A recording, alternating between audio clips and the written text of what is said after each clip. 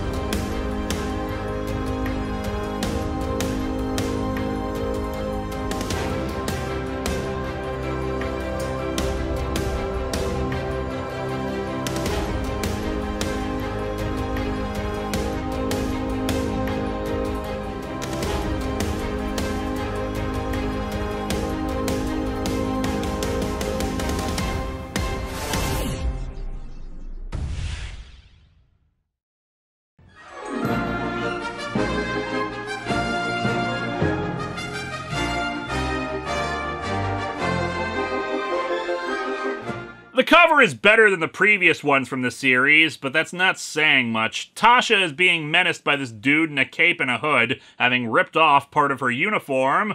Or has he? Based on the fact that there's a comm badge on that ripped uniform, that would mean he tore off part of the front of it, but we can only see part of the shoulder missing. Unless Tasha was wearing it on her shoulder for some reason. I mean, this comic believes that Counselor Troy has every psychic power except for the one she actually had on the show, so I wouldn't put it past them. We open where we left off last time, although with a log entry, because that's what Picard needs to do in the middle of a crisis, write in his journal. While under attack by this unclassified carrier, we were forced to jettison our craft's saucer section, usually a simple standard safety procedure, which is why in 7 seasons and 178 episodes, we only did it about 3 times.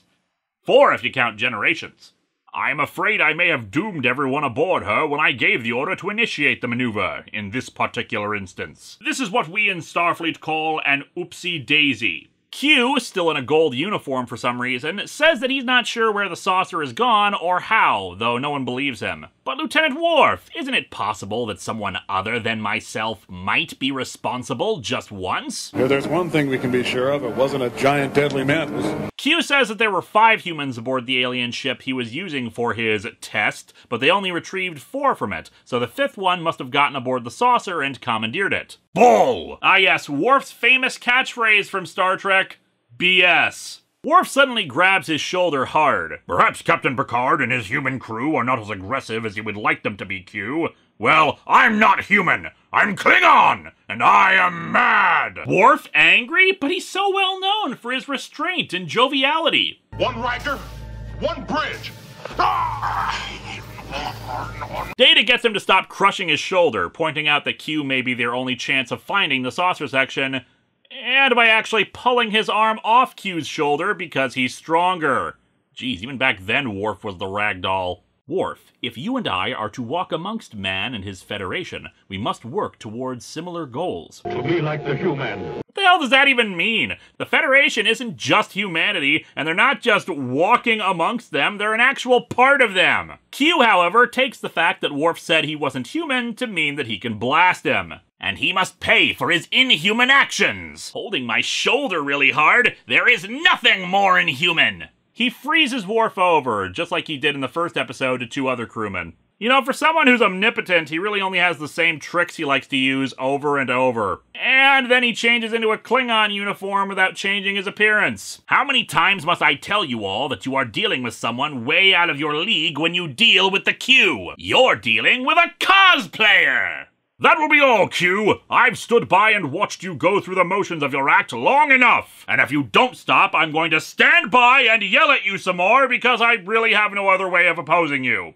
Q continues to claim that he had nothing to do with the saucer's disappearance. And if you're so fed up with my act, why don't you do something about it, Captain, sir? First off, you'll look at me when I'm addressing you aboard my vessel, Q. Second, you'll stop posing everywhere. That's not me, mon capitan. That's just happening. My God, he's right. What are we doing with ourselves? He says that they have the saucer, but refuses to tell Picard who they is. Considering what we find out later, it makes no sense that he wouldn't say who he thinks is responsible. In any event, when Picard goads him further, Q has a temper tantrum. You have plenty to lose, Picard, and you shall, for presuming to soil a Q's personage with your antagonistic human touch. I too am fed up, and you leave me with only one course. To eradicate you and your valued enterprise from existence. In effect, sparing others from the same bother I've had with you. Oh, please. We cut over to the saucer section, which is currently in the process of being fondled by giant cosmic monster hands. What's weird is this isn't even the first time a Starfleet vessel has been held onto by giant hands. Riker gives a log entry. As acting captain of the Enterprise's saucer section, it is my duty to keep detailed accounts of our situation and enter them in this log. Unfortunately, all ship's monitors and instrumentation are malfunctioning. So I'm just yelling it to the bridge crew and hoping that somebody's taking it down. The Enterprise's hull is also vibrating to dangerously alarming degrees, and panic is gripping the entire saucer as we pass through some strange new, for lack of a better term, anti-space. I'd say a better term would be some other form of space, because what the hell about this would you describe as anti-space? My frustration. I do not know exactly where we are, or where we are going. Well, clearly you're getting tossed into those credits for the issue. Q's Day. It's not as exciting as you would think. It's just Q sitting on the couch watching old episodes of Dallas on his DVR. Riker asks Troy if she can sense anything that would explain what's happening to them. I've been trying, sir. Since this began, I have been aware of a presence, both familiar and alien to me. Commander, it is no one and everyone. It must be another reboot. One of the Bickleys, the married couple that exists in this comic for some reason to have petty arguments, chimes in that her description isn't helpful. And you are not helping matters here, Mr. Bickley. Perhaps if you stay with your monitors while I stay with mine, we can soon solve this puzzle together. Aye, sir. I would ask why the ship's therapist apparently has that authority over him, but on the other hand, the Bickleys are terrible and annoying, so yeah, I can see why she's higher up on the chain of command. Riker wants all stations to report. Ensign Millsoff in Corridor 3K, sir. I still can't locate my colander, sir. Footing is shaky, but everyone's cooperating and going to their quarters as ordered. There is some concern among the lay people, but we're handling it, sir. For some reason, as soon as they look at me, they start laughing. I must have a very trustworthy face. Like, seriously, we get a closer look at these things and they actually say emergency on them. These friggin' helmets are standard emergency gear for certain personnel. There. Sure glad I don't look stupid in this. Dr. Crusher also reports in. I'm heading to sickbay. They could probably use my help during this unusual disturbance. Well, gee, Doctor, I can't imagine why the Chief Medical Officer would be helpful in the middle of all this. What the hell were you doing before this started? Wesley speaks to her. I think this rattling is very similar to the turbulence a ship might theoretically experience transversing dimensional bridges or hyperspace. I know that because I'm a terribly written character. Which isn't saying that much in this comic. Dr. Crusher, not in the mood for his bullcrap, just tells him to sit tight until she gets back. I can sit just as tight at Riker's side on the bridge. No one wants to know how tight you're sitting, Wesley! I know I can be of some assistance. Shut up, Wesley. In sickbay, Lieutenant Yar is still traumatized by the events she experienced on the alien ship. She's just babbling about how someone followed her from her colony and that she has to stop him. However, when a doctor comes to check on her, he trips on something. Something that goes plathunk-shh. And suddenly, Hooded Dude is standing in front of him. Hey, is that a cloaking device? Yes, my cloaking device. I left it in here during my last checkup, sorry. So I guess personal cloaking devices just sit on the ground instead of something you carry or whatever. He knocks out the doctor, and I guess nobody else is working in sickbay today, and Tasha recognizes him as a guy named Reglech. Back over to the Star Drive section, despite Q's little warning about destroying them, he and Picard are still just yelling at each other. Picard's all like, come at me, bro, and Q's all like, yeah, I'm gonna. But it seems that's not just because this thing has bad writing and pacing, but rather because Q tries to do something to Picard, and nothing happens. You should have been obliterated! Sorry, Q. Obviously reports of my obliteration have been greatly exaggerated. That doesn't even make any sense. No one thought you were obliterated in order for there to be the... oh, whatever. Worf is no longer frozen, either. Welcome back, Lieutenant Worf. Now back off! That's an order! I'm gonna pretend this is my family's vineyard and start stomping some grapes! Both Q and Picard realize that he's lost his powers and he warns Picard to stay back. When Picard refuses, Q takes a swing at him. I said, leave me alone! Hey Q, how did you describe humanity again with all their violent tendencies and stuff? I believe my exact words were a dangerous, savage child race. Yeah, that's what I thought. And Picard punches him. You hit me. Picard never hit me. Don't worry, Q. We're all gonna pretend this comic never happened. Because I've been dying to do that since I met you. But then you always said we humans had that violence in us. And I've gotta say, I'm starting to like it. Worf, get me a baseball bat! Back on the saucer section, the Bickleys. I don't know about you guys, but all this rocking's making me nauseous. Cracking under the strain again, I see, Lieutenant. There you go again, jumping on everything Shut up! And thus, to add to this black hole of annoyance, Wesley arrives on the bridge, saying he figured he could offer some assistance. Troy is about to kick him off the bridge, but Riker decides to take advantage of the situation. Lieutenant Michael Bickley, you are hereby relieved of duty. Ensign Crusher, please take the ops station. Man, that station really needs to be nerfed. Fine! I can avoid any further danger here then, anyway! It's his devotion to his duty that keeps Mr. Bickley in service to the Federation. Dr. Crusher calls the bridge to inform them that Tasha is missing and the night nurse was unconscious, meaning he wasn't even a full-fledged doctor. Literally the only staff on hand during this whole crisis was the night nurse, and Dr. Crusher wasn't there. Starfleet's finest, everyone. After Riker calls security to keep an eye out for Tasha, well, see for yourself. Q appears on the bridge. Or rather, Q's, as in at least 4 of him in different colored uniforms. Troy says that these other Q are what she was sensing. They are where we are. Where you are is palette-swapped John Delancey's. Reglech has taken Tasha somewhere. It's just some dirty part of the ship where there's junk everywhere. I have no idea where this is in the friggin' Enterprise D, considering it's so clean and pristine that even its service crawlways are, but whatever. So, what's the deal with this guy? Well, they don't come out and say it, but it's heavily implied that he, well, sexually assaulted her when she was younger on the colony she grew up on. This is all kinds of icky, and frankly this thing is so badly written that this is not the place where they should have been putting this stuff in. You know, considering how lawless and crime-ridden her backstory is, I'm honestly kind of shocked Gene Roddenberry ever let that be a thing. He was kind of very much against humanity being in any way evil or conflicted or whatever, so the idea of a failed colony at all seems at odds with his little utopia. You know, the one where kids aren't allowed to mourn dead parents. Anyway, 2 guys approach them, but Tasha finally snaps out of her trauma and kicks Reglech right in the happy sack. The 2 who approached, I think, are supposed to be another 2 Qs, one wearing a hood for some reason, and Reglech tells Yar she'd better kill him or he'll find her again, But she spares him since she's a Federation officer now and not like him. And regardless of what I was to you then, you are under Federation arrest. It's like regular arrest, but a lot more smug.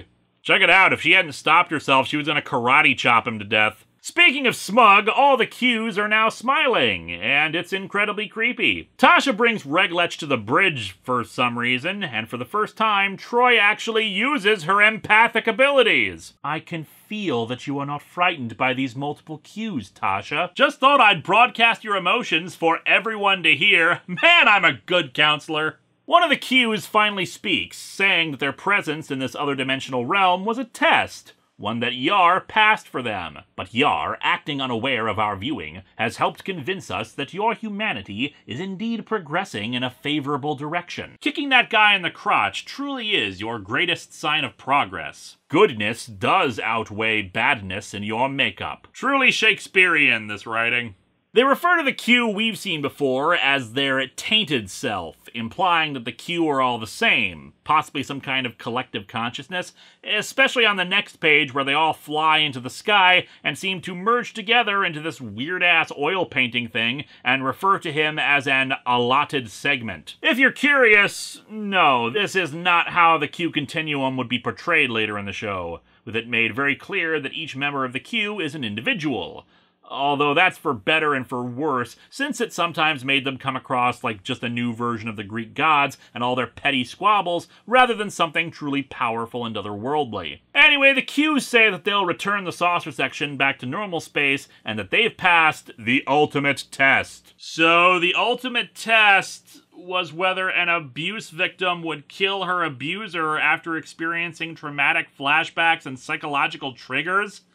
That's a pretty crappy test! Back on the Star Drive section, Q starts rambling about wanting his power back and steals Geordi's phaser away. These are violent, irresponsible beings! I am not like them! I belong with you! Let me prove how not like them I am with this tool of violence! Geordi smacks Q down, and while they keep telling him to hand over the phaser, none of them seem to try to take it from his hands. Riker contacts them and informs them of what went down, and how Tasha has convinced the Q that humanity is on the right track. He also says that they seem to imply that Q has been tainted by his frequent visits, serving to make them less than perfect. Yes, his frequent visits of 2 previous times. But yeah, Q's been kicked out, and naturally he's upset about this, threatening them with the phaser for the moment. I will not bear being human! I have known better! I mean, hanging out with these humans? I kinda sympathize with Q's position. Q decides to just shoot himself in the head so he doesn't have to live like this, but Picard leaps at him to stop him, not realizing that he's probably killed him by cutting his head off or whatever the hell is going on with his neck in this panel. However, he accidentally fired the phaser, hitting Geordi straight in the chest. And in a final act to show that indeed this creative team really didn't get the characters, Data gets pissed off. Yeah, Data gets angry and tries to strangle Q. Worf and Picard are able to restrain him, which is kind of laughable given how strong Data is. And so our comic ends with Worf reminding him of how earlier Data had stopped him from raging, and that this is not the way. Tell that to Geordi now, Worf. Tell him that now. Humans can still hear stuff when they're dead, right? I have never been quite clear about how that works. This comic sucks. It still has the same problems as the previous issues, but it feels like they reined in a bit of the over-the-top posing and goofy dialogue. They still exist, it's just not as plentiful. People are still amazingly out of character, and the bits between Q and Picard are just repetitive and lame. I'm okay with some of the liberties taken with the Q as a species, since they hadn't really established anything about them at this point, but there is something ludicrously silly about a bunch of John Delanceys just standing on the bridge not doing anything until Yar enters. Speaking of, all that ridiculousness in the dialogue does undercut Tasha's moment of overcoming her trauma. I'll give the comic this, Reglech does come across as legitimately creepy and evil in that kind of my abuse is love way that's truly sickening and disgusting and all too real. Which of course puts it at odds with that one Q proclaiming, your goodness outweighs your badness. Next time we finish out Star Trektember with some more early antics of Star Trek, where people didn't know about the characters they were writing, with the first Gold Key Star Trek comic.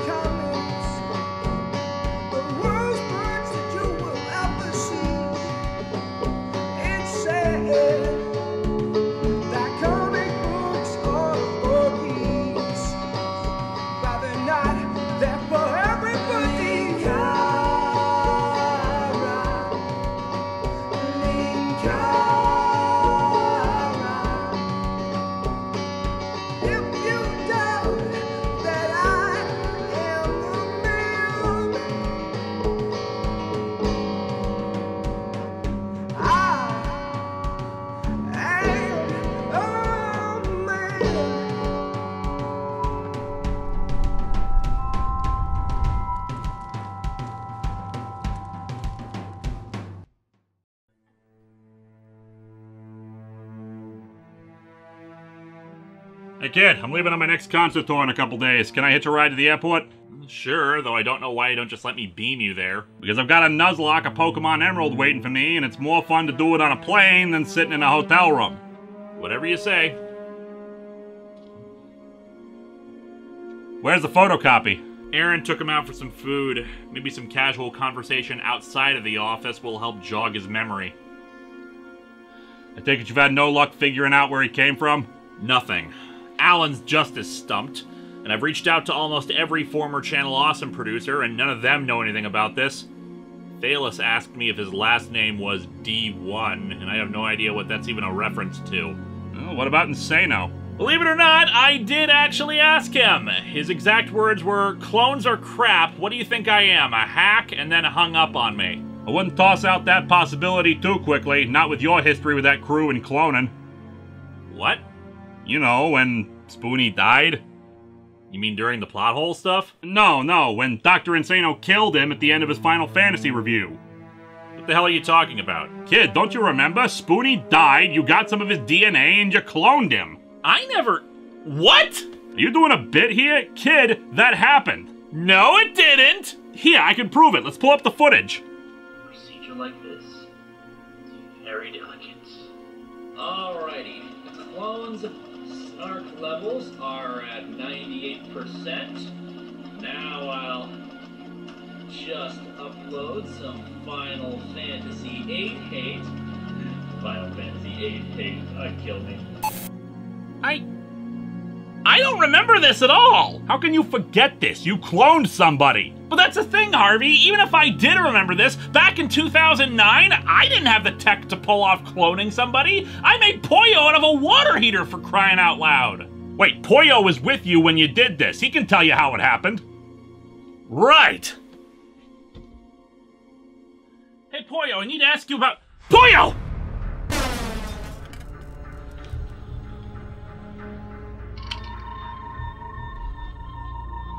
What the hell happened to him? Okay, he's not dead. Something screwed with the power distribution in his body.